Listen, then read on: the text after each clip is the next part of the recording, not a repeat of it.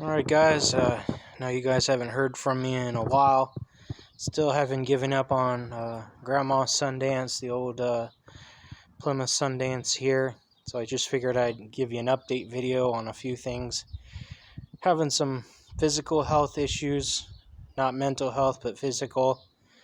So dealing with those right now, so I figured I'd spend some time doing some productive things with the Sundance. Still needs to get the cylinder head done, have that, just trying to work that whole deal out, waiting on things, so hopefully it still gets done. But in the meantime, I did do a couple of things I wanted to show you guys. So one of the reasons I need a new cylinder head is everything's rusted out in here, and one of them being my thermostat housing. Ricky saw this, and it's got like a jagged rusted edge on it. It's actually got a sharp point, and he said replace it. So I had trouble finding one at AutoZone because the ignition coil has to mount over it. And I bought one, I think it was at O'Reilly's. The ignition coil wouldn't seat on it properly. So I just ended up doing some hunting in the junkyards, and I ended up pulling one. There are no Plymouth Sundance that I know of in the junkyard. There's 2 Dodge Shadows. But I got a thermostat housing off of a 93 or 94 Plymouth Voyager that matches. So this is it. You know, it's not rusted or anything, very little rust. It'll work for what I need it to do.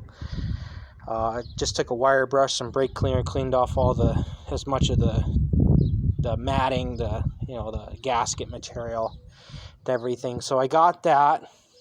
So when the cylinder head does get done, I don't have to worry about finding one. Then, if anybody remembers that, not gonna rehash a dead pig, but if anybody remembers this was broken by the technician that was doing the timing belt diagnostic. I ended up going to a pull-in save in Phoenix by my house, like 10 minutes away, and I was able to actually find a replacement lower steering wheel column cover. It matches perfectly, and it's even got the e-brake cover and the fuse blocks. It was off a 93 or a 94 Shadow. Wasn't sure if it was going to fit. I just said, what the heck, I'll take a risk on it. Bought it. It looks so much better on there. So new cover, not new, but nicer cover and everything.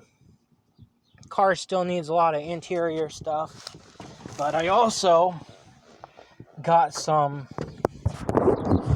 I don't know what these are called, the sun visor things, and they even have like the little mirror, so you can see there I am right there, a little mirror.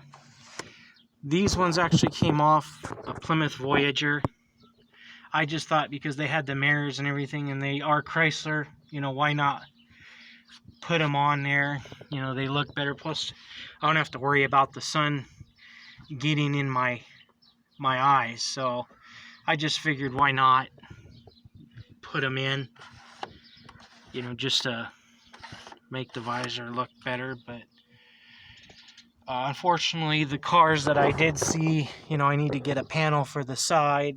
Pretty easy to put in. It was all in the 2 Shadows that were in the junkyard. One had a tan interior, the other had a gray interior like my Sundance, but everything was trash. The visors, the seats had cigarette burns on them. The only thing that was salvageable was the column cover here. So, it does sure as heck looks a lot better than it did before. So got that on there. I like these reflectors, they're nothing special, but the sun visor, but you got the mirror, my Sundance didn't have them, and they fit, for the most part, so don't have to worry about getting the sun in my eyes. But, still need anything, couldn't find very nice to get a dash cover, a new plastic dash cover, but unfortunately the one in the junkyard, it was just in bad shape. And then the headliner, of course, and everything else, that was bad. So, that's all for the Sundance. I figured I'd make a video here, try to keep productive. But hopefully, haven't given up on the Sundance yet. I'll get it running eventually.